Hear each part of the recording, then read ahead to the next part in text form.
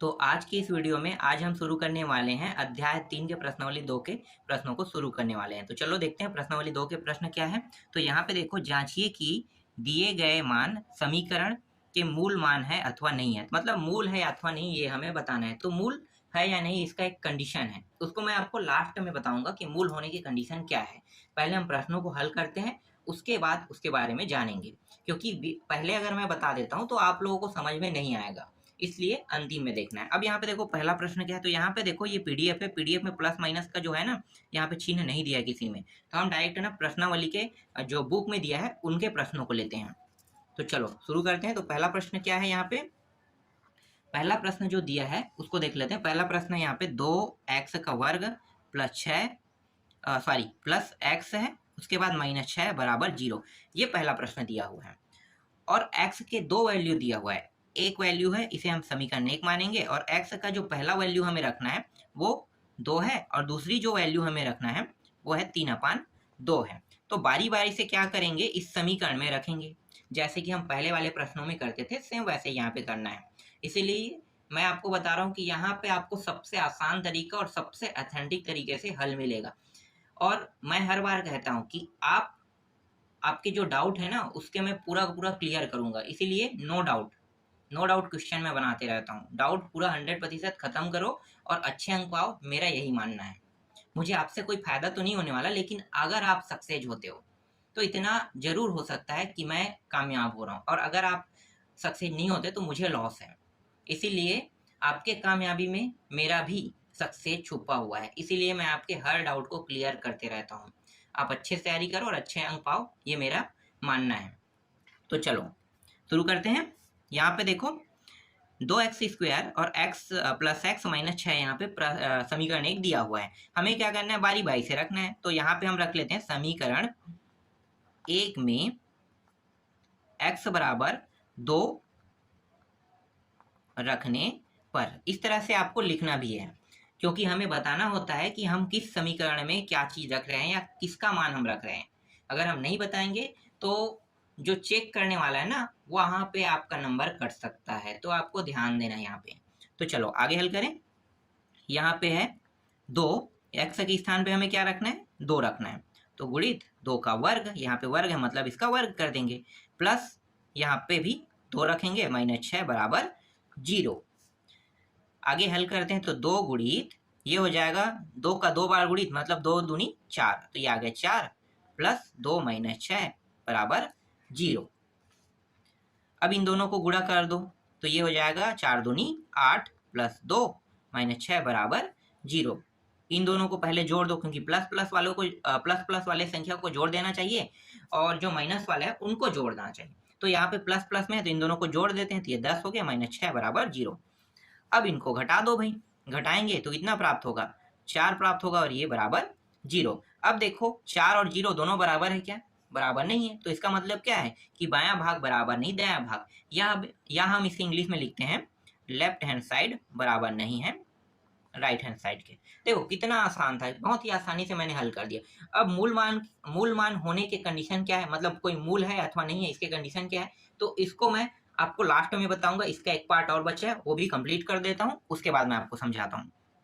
इसको दूसरे खंड में हम बांट लेते हैं और यहाँ भी हम वही लिखेंगे, समीकरण 1 में इस बार हम क्या रखेंगे, x बराबर -3/2 रखने पर इस प्रकार से हम लिखेंगे। समीकरण 1 क्या है, यहाँ पे देखो 2, और यहाँ पे हम x की जगह में क्या रखेंगे, -3/2 रखेंगे, और इसका वर्ग था तो वर्ग कर देंगे, फिर यहाँ पे प्लस है, फिर यहाँ पे x के स्थान पे रखेंगे -3/2, इसका भी इस तरह से हम लिखेंगे, फिर -6 बराबर 0।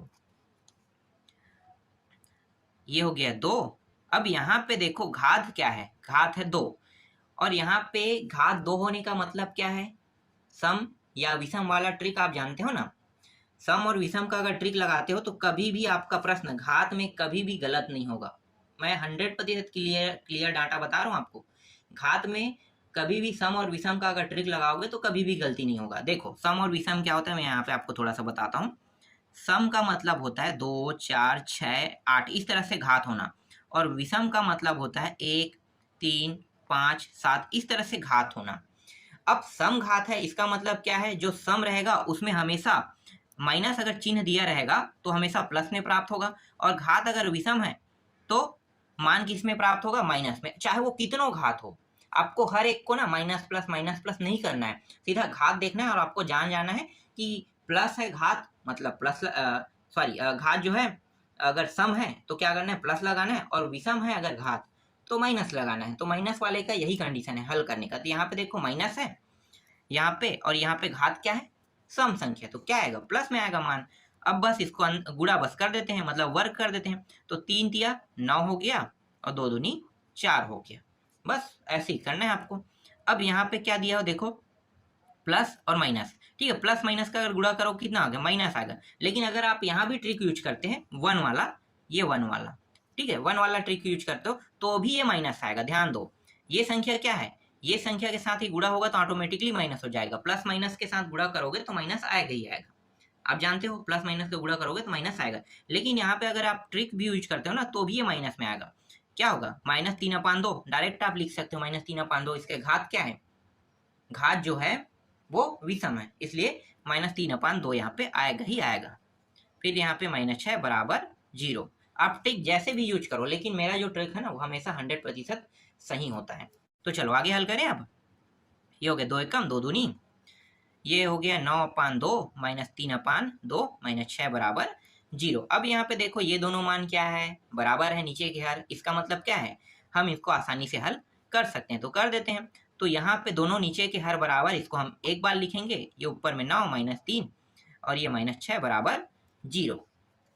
इन दोनों को घटा देते हैं तो कितना होगा, यहाँ पे देखो 6/2 और यहाँ पे -6 बराबर 0, 2 एकम 2 तिया, यहाँ पे 3 आ गया, तो यहाँ पे 3 - 6 बराबर 0, और यहाँ पे इसको भी घटाएंगे तो -3/0 आ जाएगा।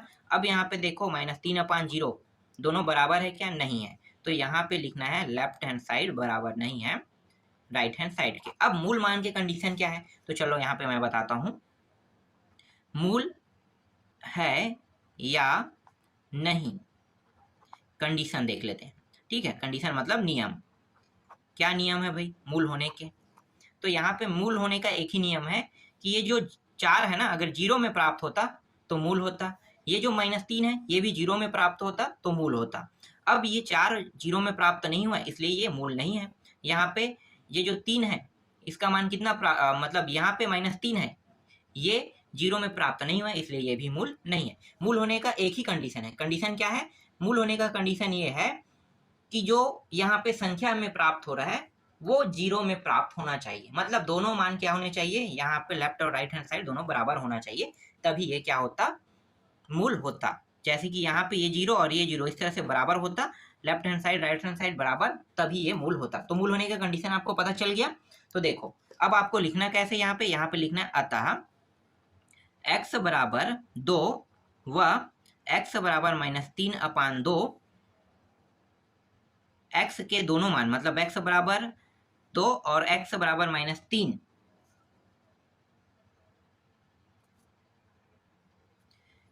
समीकरण 2x² प्लस x - 6 बराबर 0 के मूल नहीं है, ठीक है, दोनों नहीं है, क्योंकि दोनों का मान क्या आया था देखो, यहाँ पे 4 और यहाँ पे -3, इसीलिए दोनों क्या है, मूल नहीं है। बस ऐसे ही आपको लिखना है भाई, बहुत आसान प्रश्न था। देखो पहला प्रश्न हल हो गया।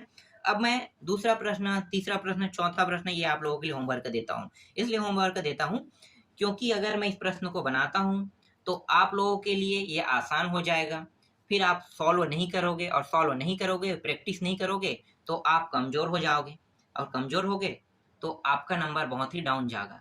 इसलिए आपका नंबर किसी भी कंडीशन में डाउन नहीं जाना चाहिए, आपको 100% सॉल्यूशन आना चाहिए, और बिना प्रैक्टिस के आप इसमें महारत हासिल नहीं कर सकते। ये मैं भी नहीं कर पाया था, मुझे ना बहुत प्रैक्टिस करना पड़ा था गणित में, तब जाके मैं गणित में माहिर हुआ हूँ। इसलिए बिना प्रैक्टिस के आप कुछ भी हासिल नहीं कर सकते, आपको प्रैक्टिस करना ही होगा। तो आपके पास दूसरा है, तीसरा है, चौथा है, कोई भी मुझे कमेंट मत करना इसमें दूसरा तीसरा चौथा के लिए कि सर आप दूसरा को भी बताओ, तीसरा को भी बताओ, चौथा को, खुद पहले बना के देखो, नहीं बनेगा तो फिर हम बताएंगे ना उसके बारे में। आप ट्राई ही नहीं करोगे और डायरेक्ट क्या कर दोगे, सीधा सर दूसरा बताओ, तीसरा बताओ, चौथा बताओ, तो ऐसा नहीं होता है भाई। बिना प्रैक्टिस के कुछ नहीं होता। एक प्रश्न से जिनको समझना होता है वो समझ जाते हैं, जिनको नहीं समझना होता है ना, वो दूसरा को भी बताओ, तीसरा को भी बताओ, सबको बता दो, नहीं समझेगा। हाँ, जो टफ रहेगा उसको तो मैं आप लोगों के लिए हल करूंगा ही करूंगा, लेकिन आसान आसान प्रश्नों को, ज़्यादा ही आसान है तो अलग बात है, हम देखेंगे उसको। टफ क्वेश्चन को तो मैं पूरा सॉल्व करूंगा, आप उसकी टेंशन मत लो। जो आसान है वो कम से कम आप हल करके देखो। तो चलो नेक्स्ट प्रश्न में आते हैं भाई। यहाँ पे डायरेक्ट हम आ जाते हैं पांचवा में। पांचवा इसलिए मैं बना रहा हूँ क्योंकि कई लोगों के लिए ये कंफ्यूजन हो सकता है। यहाँ पे अंडर रूट के अंदर दिया है, तो अंडर रूट वाले कह सकते हैं कि भाई अंडर रूट वाले को प्रश्न को कैसे बनाओगे। हालांकि ये सरल प्रश्न है, लेकिन आप लोगों के बारे में मैं अच्छे से जानता हूँ। चलो इसको देख लेते हैं, क्या है पांचवा। एक्स का वर्ग है -3 है, अंडर रूट 3 है, एक्स है +6 दिया, इसको आप समीकरण 1 मानो। और एक्स की वैल्यू क्या क्या दिया हुआ है, एक बार लेना है हमें अंडर रूट 3 लेना है, और दूसरी बार हमें एक्स की वैल्यू लेना है -2 अंडर रूट 3 लेना है। इसको भी बारी बारी से रखेंगे। तो यहाँ पे आप लिख लो समीकरण 1 में एक्स बराबर अंडर रूट 3 रखने पर,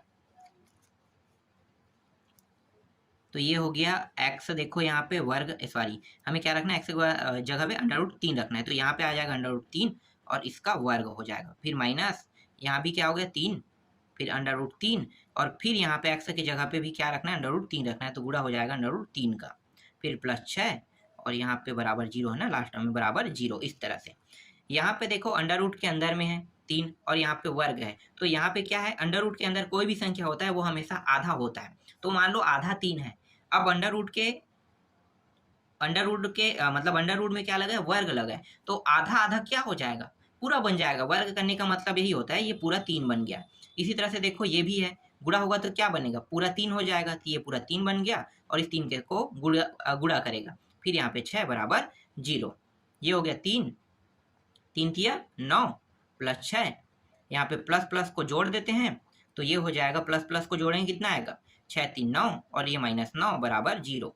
यहाँ पे देखो दोनों घट जाएगा तो 0 बराबर 0। अब यहाँ पे देखो लेफ्ट हैंड साइड बराबर है, सॉरी बराबर है राइट हैंड साइड के, तो देखो दोनों मान क्या है, बराबर है। इसका मतलब क्या है कि ये मूल है या नहीं। मूल होने का कंडीशन मैंने क्या बताया था कि दोनों अगर बराबर है तो मूल होगा, तो ये मूल है। तो इस तरह से एक मान निकल गया मूल। अब दूसरे को देखते हैं ये मूल है कि नहीं, तो यहाँ पे लिखो समीकरण 1 में इस बार x बराबर हम क्या रखेंगे, -2 अंडर रूट 3 रखने पर, तो यहाँ पे हो जाएगा -2 अंडर रूट 3 और इसका वर्ग रखना है, फिर -3 अंडर रूट 3 और x के स्थान पे हमें रखना है -2 अंडर रूट 3 और +6 बराबर 0। इस तरह से हमें मान को रखना है। आगे अब हल कर दे, तो देखो ये मान किस में, माइनस में है, और वर्ग होने पर क्या होता है, वर्ग होने पर देखो वर्ग होने पर क्या होगा, ये माइनस जो है वो प्लस में आ जाएगा, तो यहाँ पे हो जाएगा, इसको गुणा करेंगे तो ये हो जाएगा 2 दूनी 4, ये आधा आधा क्या हो जाएगा, पूरा 3 बन जाएगा। आप हल करके देखना यही मान प्राप्त होगा। कैसे प्राप्त हो रहा है कई लोग पूछेंगे, चलो मैं पूरा हल कर देता हूँ। -2 और ये अंडर रूट 3 गुणित करो -2 और ये अंडर रूट, हाँ ठीक है, इसी तरह से लिख लो, इसको ऐसे करना था मुझे, अंडर रूट यहाँ पे 3 हो गया। अब देखो 1 और 2 दो बार आ रहा है माइनस, 2 बार हम गुणा करेंगे इस तरह से, तो 2 बार माइनस आएगा ना, तो ये प्लस में आएगा मान।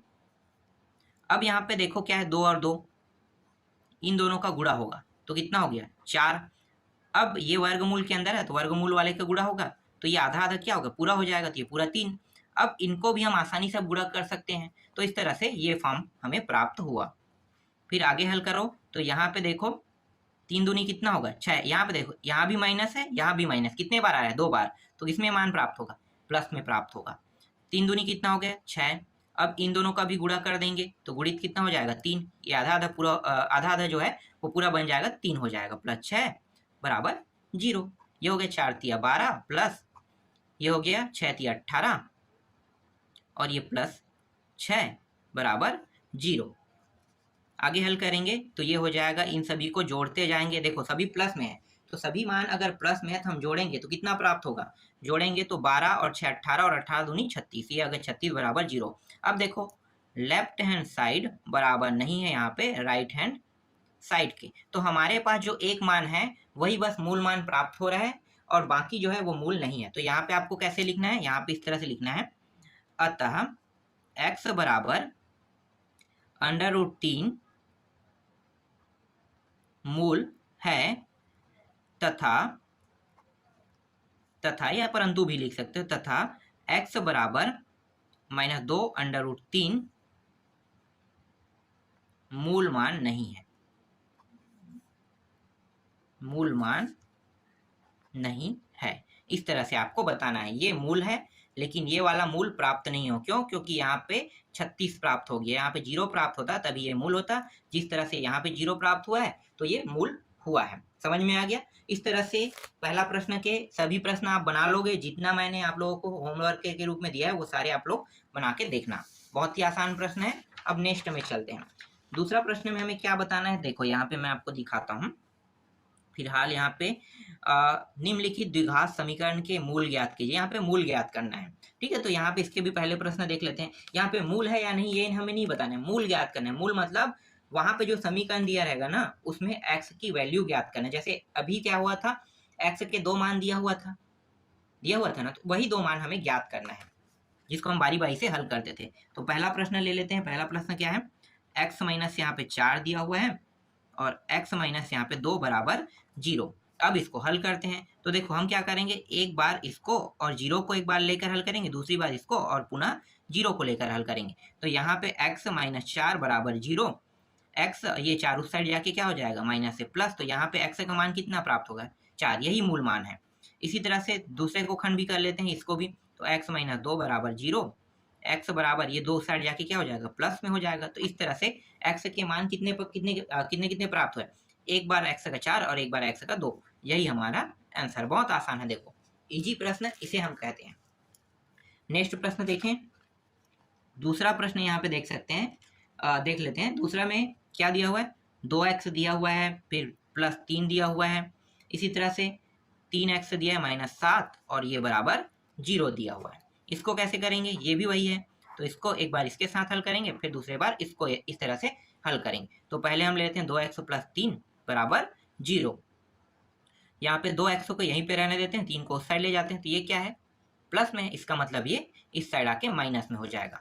फिर यहाँ पे दो जो है वो क्या है गुणा के रूप में, तो हमें ये तो अकेला चाहिए, तो अकेला चाहिए तो हम क्या करेंगे -3 अपान ये हो जाएगा 2। मैंने आपको तिर्यक गुणा और पक्षांतर नियम बहुत ही बारीकी से बताया है, अगर आप उनको नहीं दिखे तो शुरू से वीडियो देख के आप उनको जान सकते हो। यहाँ पे मैं वही चीज बार बार नहीं बता सकता, अगर मैं वही चीज बार बार आपको बताता हूँ तो यहाँ पे क्या होगा, समय वेस्ट होगा। तो मैं यहाँ पे सिर्फ इतना कह सकता हूँ कि यहाँ पे पक्षांतर हुआ है और यहाँ पे तिर्यक गुणा हुआ है, आपको पता चल जाएगा कैसे, ठीक है। इस तरह से x की वैल्यू क्या प्राप्त हुआ, ये प्राप्त हुआ। आप ध्यान से देखना पक्षांतर क्या होता है और तिर्यक क्या होता है। इसके बाद देखो यहाँ पे दिया है 3x माइनस 7 बराबर 0, ये हो गया 3x, 7 को उस पर ले जाओ तो ये प्लस में हो जाएगा। 3 जो है इसके साथ क्या है गुणा के रूप में, यहाँ भी अभी पक्षांतर हुआ है ना।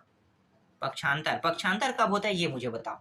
पक्षांतर तब होता है जब कोई संख्या चर राशि के साथ, ये चर राशि है x, इसके साथ जोड़ना या घटाने में हो, तो यहाँ पे घटाने में, इसलिए ये पक्षांतर हुआ।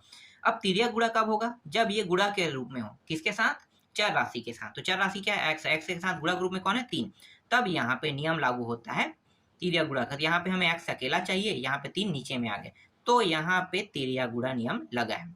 इस तरह से आपको ये समझने हैं, दोनों अलग अलग है तिर्यक गुणा और पक्षांतर।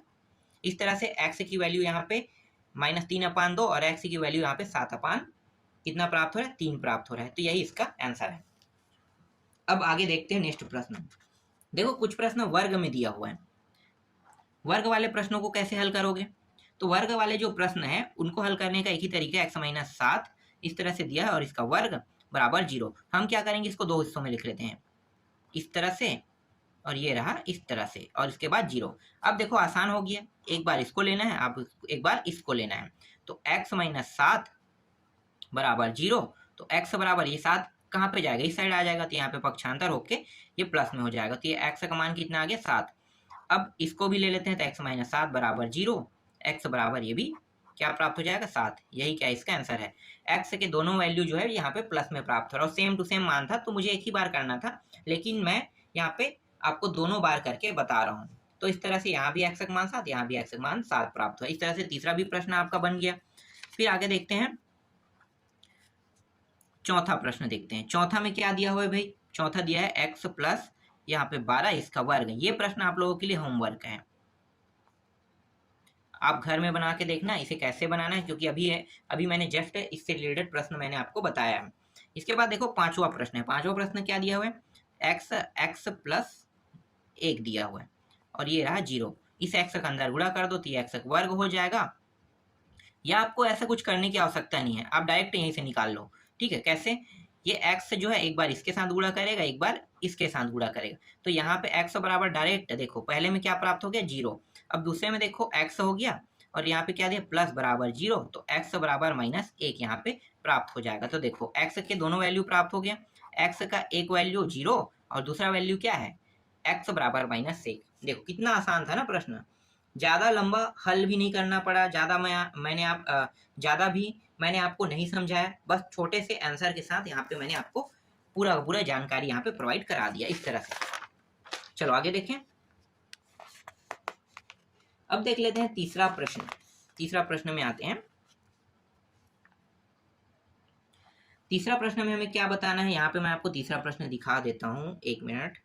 यहाँ पे देखो तीसरा प्रश्न क्या है, यहाँ पे लिखा है क्या अंडर रूट समीकरण, और ये समीकरण यहाँ पे दिया है ना, समीकरण यहाँ पे प्लस माइनस नहीं दिखाई दे रहा है, मैं उसको लिखूंगा, का एक मूल है। तो इसके मूल है ये हमें बताना है। जैसे हम पहले वाले प्रश्न में हल करते थे ना, जैसे एक्स की वैल्यू दिया हुआ था, उसके बाद उसके मान को हम मैच किसके साथ करते थे, जीरो के साथ। जीरो के साथ अगर वो मैच हो जाता है, दोनों मान बराबर होता है लेफ्ट और राइट हैंड साइड, तो मूल रहता है। तो इसी तरह से हम इसको भी हल करने वाले हैं। तो चलो वो समीकरण हम लिख लेते हैं। दिया हुआ समीकरण क्या है, दिया हुआ समीकरण है एक्स का वर्ग प्लस 2x माइनस 4 बराबर 0 दिया, ये समीकरण 1 है। और x का मान कितना दिया हुआ है, x का मान अंडर रूट 2 दिया हुआ है। इस x के मान को हम कहाँ पे रखेंगे, समीकरण 1 में। तो आपको लिखना होगा x के मान को समीकरण 1 में रखने पर इस तरह से। यहाँ पे मैं लिख नहीं रहा हूँ, डायरेक्ट हल कर रहा हूँ। डायरेक्ट हम रख देते हैं तो यहाँ पे हो जाएगा 2 अंडर रूट और यहाँ पे वर्ग है, मतलब यहाँ भी वर्ग, प्लस 2 अंडर रूट 2 हो जाएगा और प्लस माइनस 4 बराबर 0। ये अंडर रूट के अंदर है और वर्ग में, मतलब यहाँ पे ये आधा आधा से पूरा 2 बन जाएगा। फिर यहाँ पे 2 अंडर रूट 2 इस तरह से लिखेंगे, ये दोनों गुणा नहीं हो सकता तो इसको जैसा वैसा लिखेंगे। फिर माइनस 4 बराबर 0। अब ये देखो ये दोनों नंबर में है तो ये दोनों आसानी से हल हो सकता है, तो हम हल कर लेते हैं। तो यहाँ पे 2 अंडर रूट 2 और यहाँ पे माइनस 2 आ जाएगा बराबर 0। यहाँ पे ये प्लस में था, ये माइनस में घट जाएगा और बड़ा संख्या किस में है, माइनस में, इसलिए यहाँ पे हम माइनस को लिखेंगे। अब यहाँ पे देखो इसमें भी 2 इसमें भी 2, 2 को क्या निकालेंगे, उभयनिष्ठ निकाल लेते हैं। दोनों में होने के कारण उभयनिष्ठ निकाल रहे हैं, तो यहाँ पे बचेगा अंडर रूट 2 और यहाँ पे माइनस 1 बराबर 0। ये जो 2 है उसको उस साइड ले जाते हैं, तो यहाँ पे 2 अंडर रूट 2 माइनस 1 बराबर 2 अपान 2, ये इसके साथ गुणा ग्रुप में, तीसरा गुणा ग्रुप में नीचे आ गया।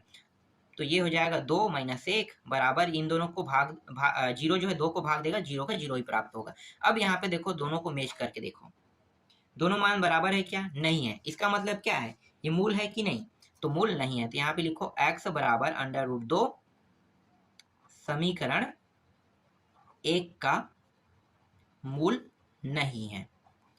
समझ में आ गया, इस तरह से आपको बताने हैं। तो इस तरह से यहाँ पे तीसरा प्रश्न भी बन गया। अब आते हैं डायरेक्ट चौथा प्रश्न में। चौथा प्रश्न में हमें क्या बताना है, देखो मैं आपको दिखाता हूँ चौथा प्रश्न। यहाँ पे देखो थोड़ा सा जूम कर लेते हैं।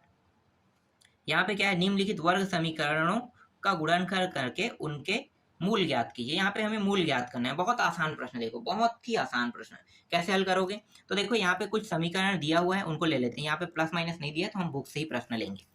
तो बुक में जो प्रश्न दिया है उसके हिसाब से हल करते हैं। तो यहाँ पे पहला प्रश्न लेते हैं। चौथा का पहला क्या दिया हुआ है, यहाँ पे दिया हुआ है 9x का वर्ग दिया हुआ है, फिर माइनस 3x दिया हुआ है, फिर माइनस 2 बराबर यहाँ पे 0 दिया हुआ है। अब हमें इसमें क्या निकालना है, गुणनखंड करना है। ठीक है, गुणनखंड करना है। तो गुणनखंड करने का तरीका क्या है, आपको मैंने पहले ही बताया था। ठीक है, चलो नहीं बताया था तो आपको आज यहाँ पे मैं बताने वाला हूँ। बहुत ही आसान प्रश्न है। क्या करना है, अगर कोई संख्या इस तरह से वर्ग के साथ गुणा के रूप में है ना, तो पहले आपको इन दोनों को गुणा कर देना है। कितना होगा, 9 दूनी 18 हो गया। 18 होने के बाद क्या करना है आपको, इस तरह से गुणनखंड करना है। बहुत आसान ट्रिक है ये गुणनखंड करने वाला। सबसे छोटा संख्या क्या है, 2 से, 2 से करेंगे तो 2 निया। अब ये 2 से नहीं जाएगा, इसके बाद कौन सा संख्या आता है, 3, 3 से कर दो, 3 तिया, फिर से ये 3 से जा सकता है, 3 एक काम, इस तरह से। ये अगर इस तरीके का अगर उपयोग करते हो ना, तो कभी भी आपका आंसर गलत नहीं होगा, कभी भी नहीं। ये हम अक्सर बड़े वाले जो संख्या होता है ना, उनके लिए हम हल करने के लिए करते हैं। अगर मान मेरा बहुत बड़ा होता तो ये गुणनखंड ट्रिक बहुत यूजफुल रहता है उस समय, और छोटा है तो हम आसानी से कर लेते हैं। फिर भी मैं छोटे में भी मैं बता रहा हूँ, ये गुणनखंड ट्रिक बहुत यूजफुल है। कैसे यूजफुल है, देखो इन तीनों को अगर हम गुणा करेंगे तो हमारा मान ना हर कंडीशन में क्या आएगा, 18 का 18 प्राप्त होगा। देख लो, 3 तिया 9, 9 दूनी 18 आएगा, तो गलत तो कभी होगा नहीं, ठीक है, कभी भी गलत नहीं होगा ये। अब हमें बस क्या लाना है, हमें ये जो बीच का मान है ना, इन तीनों संख्याओं को इस तरह से हम एक साथ मेल करेंगे कि यहाँ पे कितना है, 3 है ना, तो हमें क्या लाना है, -3 हमें लाना है। तो देखो यहाँ पे मैं क्या करूंगा, ये जो 2 है और 3 है, ये दोनों को गुणा कर देता हूँ, ठीक है। तो 2 और 3 को गुणा करता हूँ, कितना हो रहा है, 6 हो रहा है। और ये जो 3 है उसको मैं ऐसे ही रख लेता हूँ, तो 6 और यहाँ पे 3। अब यहाँ पे इसको मैं माइनस करता हूँ, इसको प्लस, तो देखो कितना प्राप्त हो रहा है, -3 प्राप्त हुआ। अब इन्हीं दोनों को गुणा कर दो, तो -6 और कितना है, 3 है, तो कितना प्राप्त होगा, -18। तो देखो यहाँ पे माइनस लगा है, लेकिन हमने इन दोनों को गुणा करके हमने पीछे का मान क्या बना लिया है, 18, तो ये 18 आ गया। देखो ये ट्रिक अक्सर यूजफुल होता है, यही इसका ऑथेंटिक ट्रिक है। तो यहाँ पे हमें क्या करना है, ये यूज करना है। आगे मैं आपको और अच्छे से समझाऊंगा। अगर यहाँ पे ये प्रश्न समझ में नहीं आएगा तो इसके बाद हम यहाँ पे 6x लिखेंगे प्लस 3x माइनस ये जो 2 है इसको ही लिखेंगे, इस 18 को नहीं लिखेंगे ना। सिर्फ हम इसको सॉल्व करने के लिए हम इन दोनों को गुणा करते हैं और इस ट्रिक का उपयोग करते हैं, लेकिन हमें मान किसको लिखना होता है, यही लिखना होता है, ठीक। क्योंकि हम यहाँ से 9 को नहीं हटाए हैं, सिर्फ हमने इन दोनों को गुणा किया था तो 18 आया है। तो यहाँ पे 9 है तो यहाँ भी 2 रहेगा, लेकिन गुणा करने पे कितना आ रहा है, 18 आ रहा है ना। तो यही ट्रिक है इसका। जोड़ा बना लो, इस तरह से जोड़ा बन जाएगा। इस जोड़े से क्या बाहर निकल सकता है, उभयनिष्ठ, एक्स एक्स दोनों में है तो एक्स बाहर निकल गया। और देखो ये दोनों 3 के पहाड़े में आता है तो 3 भी बाहर निकल जाएगा। यहाँ पे बचेगा 3x बचेगा, और यहाँ पे 3 दूनी 2 बचेगा। अब यहाँ पे देखो क्या निकल रहा है, कुछ भी नहीं। तो यहाँ पे प्लस को आपको लिखना है और 1 को बाहर निकाल देना है। कुछ नहीं निकालने का मतलब 1 बाहर निकलेगा, फिर 3x - 2, इस तरह से ये हो गया। अब यहाँ पे देखो ये भी जोड़ा है, ये भी जोड़ा है। इन दोनों जोड़ों में से उभयनिष्ठ क्या है, 3x - 2 जो है उभयनिष्ठ निकल जाएगा। अब बचा क्या, बचा है उसको दूसरे कोष्टक में लिखते हैं, 3x + 1, इस तरह से, और बराबर 0। यहाँ पे बारी बारी से हल कर लेते हैं। एक बार इसको लेकर हल करेंगे और दूसरी बार इसको और 0 को लेकर हल करेंगे, जैसे हमने इससे पहले वाले में किया था। 3x - 2 बराबर 0, ये हो गया 3x। 2 को उस साइड ले जाएंगे क्या हो जाएगा, माइनस से प्लस, x इसके साथ क्या है, गुणा के रूप में है, तो ये हो जाएगा, नीचे में आ जाएगा। यहाँ पे कौन कौन सा ट्रिक उपयोग हुआ है, एक तो ये साइड लेके हम जाते हैं तो इसे हम कहते हैं पक्षांतर, और गुणा के रूप में कोई रहता है तो उसको हम कहते हैं तिर्या गुणा। तो इस तरह से यहाँ पे x की वैल्यू प्राप्त हो गया, 2/3 प्राप्त हो गया। अब यहाँ भी ऐसे ही करेंगे, 3x + 1 बराबर 0। 3x को यहीं पे रहने देते हैं, 1 को उस साइड ले जाते हैं, तो यहाँ पे पक्षांतर होके ये क्या हो जाएगा, प्लस से माइनस हो जाएगा। अब यहाँ पे देखो ये क्या है, इस बार गुणा के रूप में है, ठीक है। प्लस माइनस हो रहने पर कि चर राशि के साथ कोई भी संख्या प्लस या माइनस रहने पर पक्षांतर होता है, और चर राशि के साथ गुणा होने पर वो होता है तिर्या गुणा। तो यहाँ पे ये क्या है, गुणा के रूप में, इसलिए x को हमें अकेला चाहिए, यहाँ पे -1, और ये हो गया तिर्या गुणा होके कितना आ गया, -1/3 आ गई। यही क्या है, इसका आंसर है। देखो कितना आसान था प्रश्न को बनाना, बहुत ही आसानी से यहाँ पे आंसर आ गया। चलो आगे देखते हैं। अगर ये पहला प्रश्न समझ में नहीं आया होगा तो आप लोग नेक्स्ट प्रश्न से समझ जाना कैसे बनता है ये। तो दूसरा देख लेते हैं, दूसरा प्रश्न क्या है भाई। दूसरा प्रश्न है यहाँ पे 4x² + 5x दिया हुआ है बराबर 0। अब देखो यहाँ पे तीसरा मान नहीं दिया है, तो इसको कैसे हल करोगे, बहुत आसान है। यहाँ पे x तो दिया है ना, तो x को उभयनिष्ठ निकाल लो, बचेगा 4x + 5 बराबर 0। देखो इसको एक बार लेके हल करोगे और इसके बाद इसको एक बार लेके हल करोगे, तो क्या निकलेगा, x बराबर इसका मान तो 0 आ गया, और इसका मान 4x + 5 बराबर 0। 4x को यहीं पे रहने देते हैं, पक्षांतर करके 5 को उस पार ले जाते हैं, तो ये -5 हो जाएगा।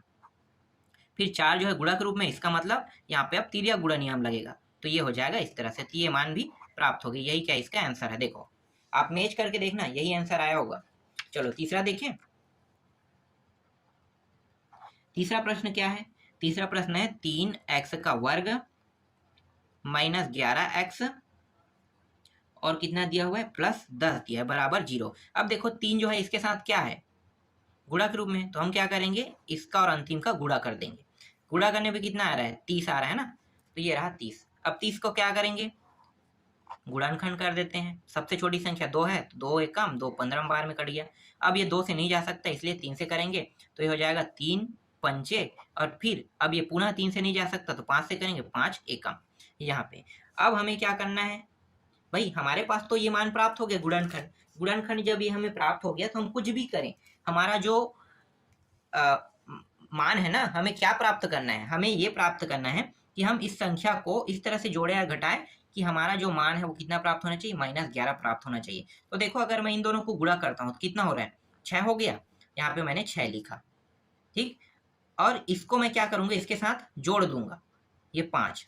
अब दोनों को अगर मैं माइनस में लेता हूँ, इसको भी माइनस इसको भी माइनस, तो -11 प्राप्त हो जाएगा, देख लो -11 प्राप्त हो गया इस तरह से। और इन्हीं दोनों को अगर मैं गुणा करता हूँ तो कितना प्राप्त होगा, प्लस में मुझे 30 चाहिए, प्लस में 30, जैसे ये यहाँ पे देखो प्लस लगा है, इसका मतलब क्या है इन दोनों को गुणा करने पर मान प्लस में ही आता है, तो गुणा कर दो तो माइनस और माइनस 2 बार आ रहा है, मतलब ये 30 आसानी से निकल गया। तो देखो ये ट्रिक भी 100% सही हुआ, कभी भी गलत नहीं होगा। गुणनखंड करके अगर मान निकालोगे ना तो कभी भी गलत नहीं होता है, कभी भी गलत नहीं होता है गुणनखंड। अगर डायरेक्ट रखोगे ना तो आपसे गलत हो सकता है, लेकिन गुणनखंड के ट्रिक में ना कभी गलत नहीं होता है, 100% सही मान प्राप्त होता है। तो यहाँ पे हम इस मान को रख लेते हैं 3x वर्ग माइनस 6x माइनस 5x, और ये प्लस 10 का 10 ही रहेगा।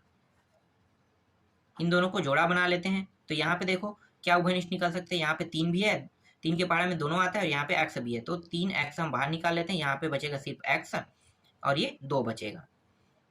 यहाँ पे माइनस को माइनस यहाँ पे लिखते हैं, यहाँ पे क्या है 5 है और यहाँ पे 10, ये भी 5 भी बाहर निकल सकता है यहाँ से। अब यहाँ पे क्या होगा, जैसे ही हम माइनस को बाहर निकालते हैं तो जो मान माइनस में था वो प्लस में रहेगा, और प्लस वाला मान के क्या हो जाएगा माइनस में हो जाएगा। तो ये जो x है ये क्या था माइनस में था, तो हमने तो माइनस को बाहर निकाल लिया, तो क्या हो जाएगा ये प्लस बन गया, और ये किस में है प्लस में, तो क्या हो जाएगा माइनस में हो जाएगा। तो इस तरह से ये बन गया। यहाँ पे देखो उभयनिष्ठ क्या निकलेगा x माइनस 2, और बचा क्या है, बचा है 3x माइनस 5। इसको हम दूसरे कोष्टक में लिखते हैं इस तरह से, पीछे में 0 में लिखना भूल गया था, 0 आप लोग लिख लो इस तरह से। अब हम एक बार इसको और इसको हल करेंगे, दूसरी बार इसको और इसको लेकर हल करेंगे। तो चलो हल कर देते हैं। तो x माइनस 2 और यहाँ पे है 0, x ये 2 उस साइड जाके क्या हो जाएगा प्लस हो जाएगा, तो x का मान यहाँ पे 2 प्राप्त हुआ। 3x माइनस 5 बराबर 0, 3x ये 5 उस साइड जाके क्या हो जाएगा प्लस हो जाएगा, और यहाँ पे बचेगा 3x।